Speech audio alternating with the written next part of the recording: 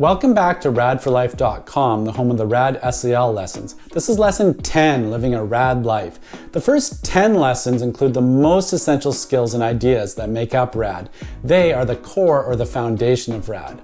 Of course, there's more to learn about RAD. Learning about ourselves and how we react and influence the world is a lifelong endeavor.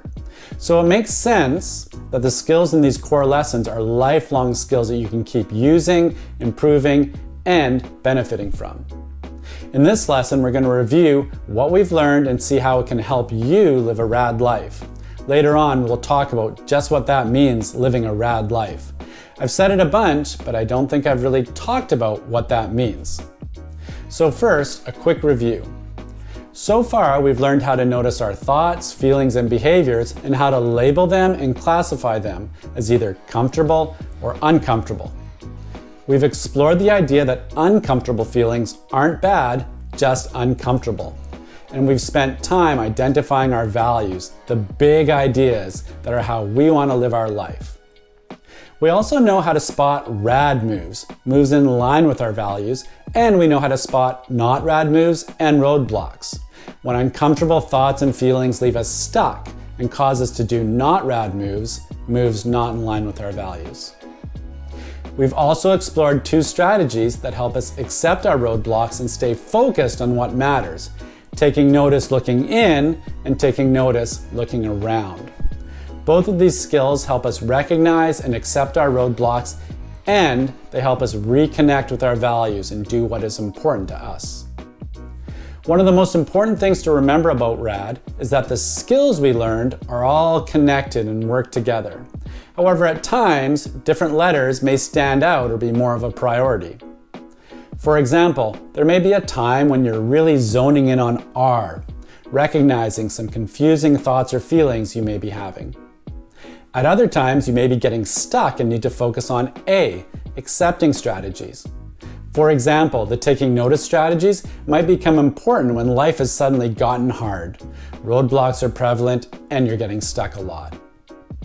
Perhaps those things aren't giving you as much trouble. Instead, maybe you've lost sight of your values and you need to clarify what it is that is actually important to you, so you focus on D, do what's important. Going through the RAD acronym is a great way to remind yourself of all these skills and help you out when life gets hard. Of course, RAD is about more than just knowing what each letter in the acronym stands for. I've been using the words RAD skills a lot, not just ideas, concepts, or knowledge. Recognizing, accepting, and doing, these are skills, behaviors, things you do.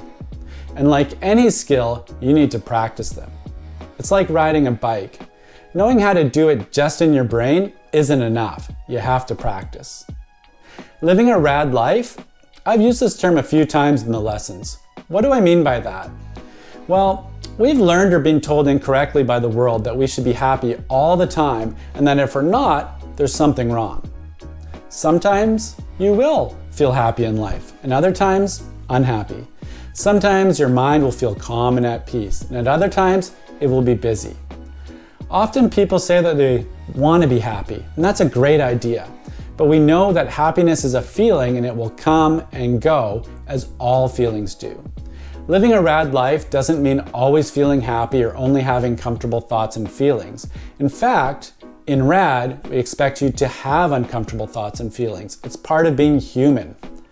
Accepting doesn't mean feelings aren't important or that they don't matter. However, it does mean that they aren't the only important things. Feelings matter, yet they don't have to control everything. In life, having a variety of thoughts and feelings is normal. And an important part of life is experiencing that full spectrum of feelings and emotions and encountering a variety of thoughts. Being able to do RAD moves in line with our values when things are going well and when they are hard, while experiencing both comfortable and uncomfortable thoughts and feelings, that is what I mean by living a RAD life. And now that you've been introduced to some skills to help you do that, I encourage you to practice them. Use them. Make mistakes as you figure them out, and then try again and again. And most of all, be RAD.